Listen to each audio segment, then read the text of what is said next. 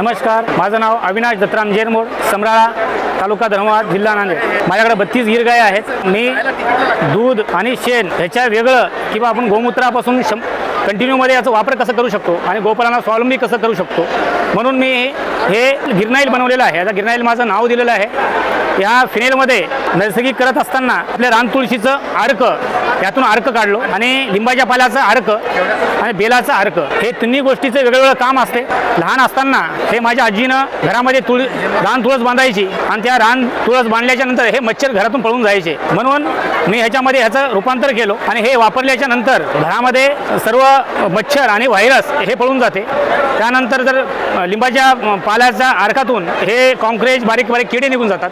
बेलापासून potash असल्यामुळे हे घर स्वच्छ होते. नॅचरल माणसाला सुगंध येते, कारण हे सर्व 100% नैसर्गिक आहे. जेवढं उत्पादन होईल मी तेवढेच ग्राहक ठेवलेत, त्या प्रोडक्शननुसार तयार केलेले आहे.